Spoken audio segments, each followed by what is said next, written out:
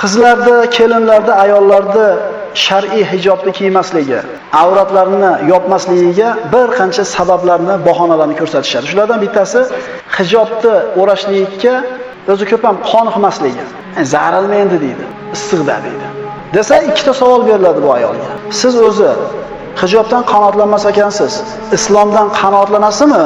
Islomni din deb qabul qilganmisiz deyiladi. Agar ha desa bir javob, yo'q desa boshqa javob. Yo'q desa bu ayolga hijob haqida gapirilmaydi. Bu ayolga kalima keltirishlik haqida gapiriladi. Chunki islomdan qanoatlanmayman, hijob menga kerak emas yoki hijob o'rash mumkin emas deydigan bo'lsa, Alloh saqlasin dindan chiqib qoladi. Matin toza bo'lsa bo'ldi-da, nima endi desa, aytamizki, Payg'ambar sollallohu alayhi vasallam ayollarning qalbi albatta pokiza bo'lgan. Shularga Alloh taolo avratinglarni yopinglar deb aytgan. Agar yo'q, men islomdan qanoatlanaman, men musulmonman deb turib hijob o'rmayotgan bo'lsa, aytamizki, quyidagi oyatda eshitmaganmisiz? Alloh va uning payg'ambari bir ishni hukm qilgan, buyurgan vaqtida biror mu'mina va mu'min uchun Allohning hukmini qo'shib o'z ishlaridan ixtiyor qilishlik joiz emasdir. Alloh va Rasuli bitta narsani mumkin degandan keyin mu'min odamda ixtiyor qolmaydi, faqat bajarish kerak. Mana onasi mumkin emas deb buyurdimi? Tamom, gap qolmaslik kerak. Endi to'g'ri-yu, deyaptimi? Demak, mana shu oyatga ochiq isyon bo'lyapti. Bu birinchi bahonasi. Bahonalardan yana bittasi, men o'ray deyman, holimani onam unamayapti, erim unamayapti, akam unamayapti, otam unamayapti. Bunda opa-singillarga javob shuki, payg'ambarimiz sollallohu alayhi vasallam la ta'ata li makhluqin fi ma'siyatil xoliq.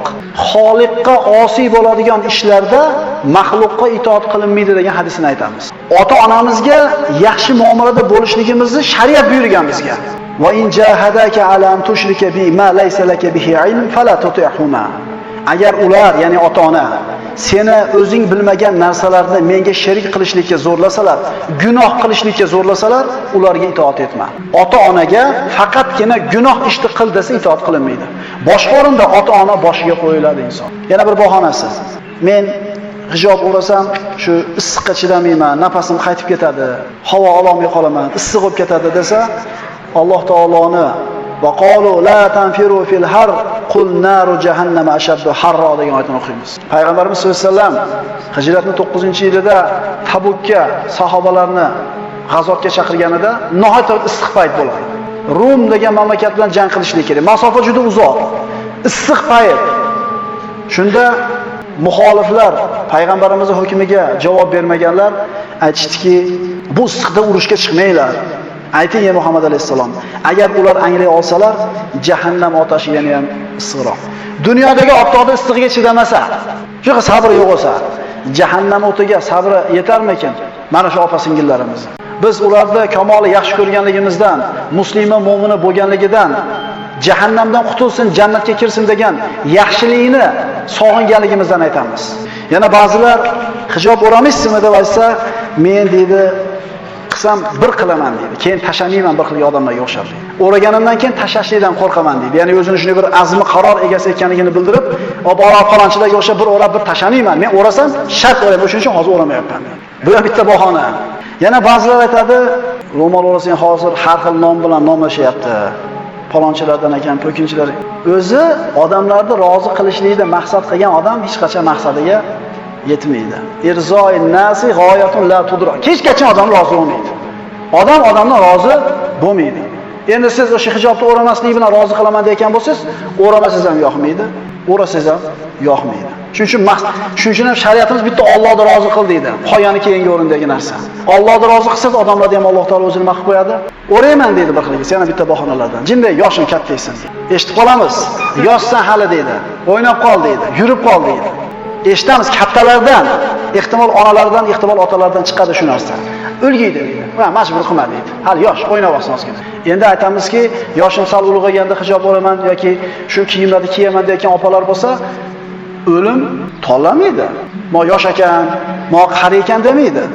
Shuning uchun hali 30 ga kirganda namoz o'qiyman, 40 ga kirganda namoz o'qiyman degan bahonadan bir ko'rinish. Bahonalardan yana bittasi yomon ulfatlar.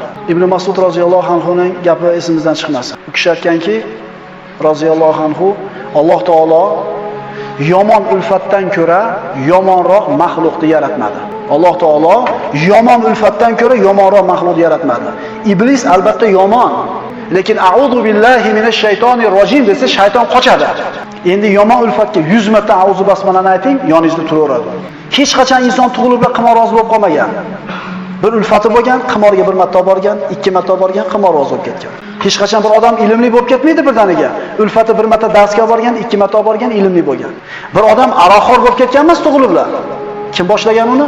Ulfati boshlagan. Bir odamni masjidga kimdir yetalab kelgan. Keyin o'zib ketadi, hali yetalab kelgandan keyin o'zib ketadi hali odam. Endi ana shu shar'iy hijobni kiyishlik, avratlarini yopishlikni endi bo'ladi endi gapiraveradi bo'ladi. Mating toza bo'lsa bo'ldi deyotgan yomon hamrohlari bor. Shu opa-singillarimiz. O'ragiz keladi, yonidagilari chatadi. Bunaqalardan aloqani uzishlik kerak bo'ladi. Yana bir qilgilar aytadi, va oxirgi bahonasi, Alloh insof bersa biz ham uramiz deydi-da, ana shu insofsizligini yoki mutabarrij holda turganligini taqdirga yo'yadi. Ha, inson tijoratni yurishligi uchun yuguradimi, sababini qilib, kasal bo'lib qolsa, mana shu bemorlikni ketkizishlik uchun tabib yugurib yuradimi? Ini Alloh shifo berib, ini tijoratiga baraka beradimi? Inson Alloh taoloning hidoyatiga qarab bir qadam bosish kerak. Hadis qudusiylarda keladi. Banda bir qadam bossa men tomonga qarab, men 2 qadam bosaman deydi. Men tomon qarab yursa men yuguraman deydi. Birinchi qadamni banda qiladi.